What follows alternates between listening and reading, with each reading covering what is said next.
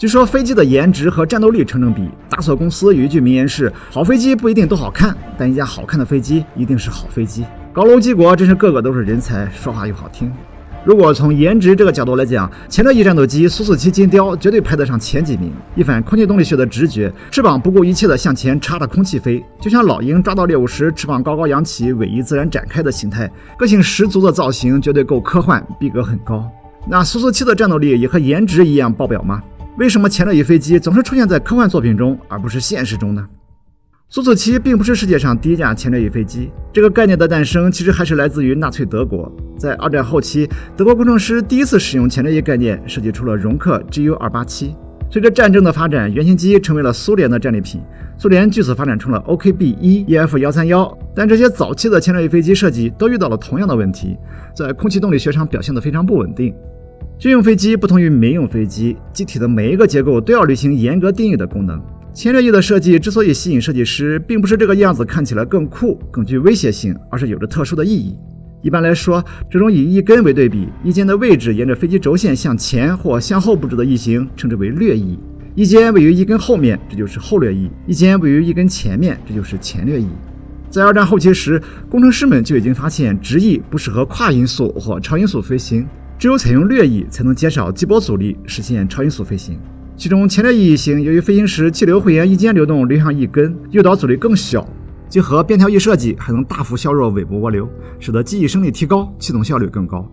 另外，由于前列翼的翼根布置在机身后方，前部机身可以得到更有效的利用。正是这些优点使得飞机设计师对于前列翼翼型总是念念不忘。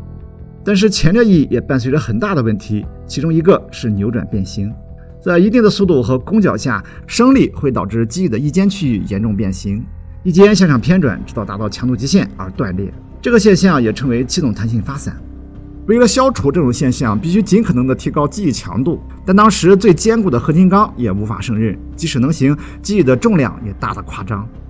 所以前列翼型的飞机设计一直处于无解状态，直到进入80年代后，随着复合材料的出现，兼顾强度与重量的新材料机翼才具备了制造可行性。在材料学方面一直走在前面的美国开始探索在超音速军用飞机上使用前列翼的可行性。1981年12月，美国格鲁曼公司按照军方要求设计制造 X-29 试验机，于3年后成功首飞，第二架原型机也于1989年5月首飞。X-29 机翼前缘的后掠角为-30度，机翼后缘为-45度，翼核由钛合金制成，机翼则由碳纤维制成。这些新材料大幅提升了机翼强度，足以抵抗扭转变形。为了降低成本， X-29 使用了诺斯罗普 F5A 的机身、F16 的主起落架和其他设备，以及 FA18 的发动机。作为一架美国飞机， X-29 罕见地采用了压翼设计，机翼前方安装有全动压翼，长长的翼根末端还有一套可偏转的襟翼以控制气流。经过测试发现，在亚音速范围内，前列翼能够大大增加飞机在高攻角状态下的可控性，从而能够增加飞行的航程和载荷，并大幅减少起降时的滑跑距离。同时也暴露出许多缺点，其中最重要的是，在飞行时机翼前缘的气流会和机身沿深处的气流相撞，从而产生出难以忍受的气流陡震，这个问题始终无法得到解决。此外，前列翼并不适合高超音速飞行，当时已经是5代机问世的前夜，这个缺点可以说是致命的。1991年9月 X-29 正式封存，项目下马。在前列翼飞机设计方面，苏联起了个大早，却赶了个晚集。早在80年代初，苏霍伊设计局的新掌门米哈伊尔·佩德罗维奇·西蒙诺夫凭借对前列翼战斗机的一腔热血，启动了以第5代战斗机为目标的前列翼战斗机 S-22 项目。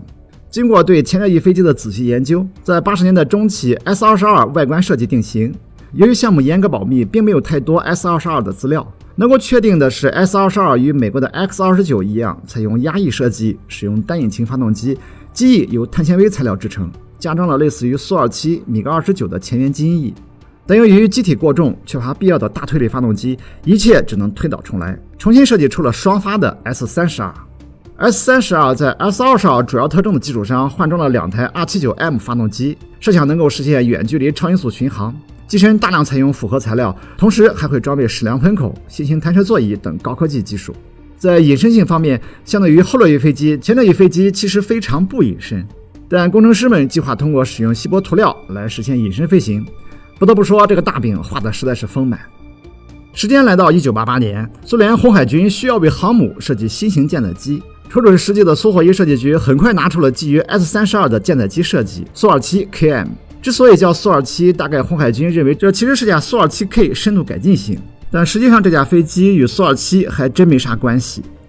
但时间没能给苏 27KM 一生路，苏联解体后航母计划没了，自然新型舰载机也就泡了汤。到了90年代初，穷困潦倒的苏霍伊专家们重新拾起了这个前列翼项目搞点事情，重新将其命名为 S-37金雕。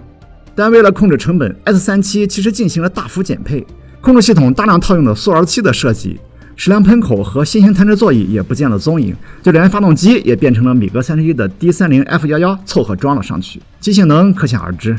S-37于1997年9月25日首飞，在1999年的莫斯科航展上首次公开亮相，光靠问行就惊艳了众人，一时间如愿成为热点新闻。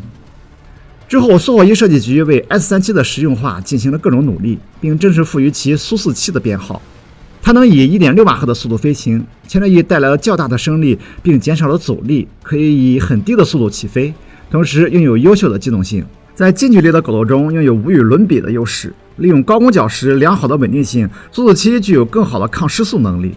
但与美国的 X-29一样，苏47同样也无法克服气流抖震问题。与 F-22 等5代机相比， 1.6 马赫的速度远远不够。种种缺点使得这架金雕只能作为一架技术验证机做测试用。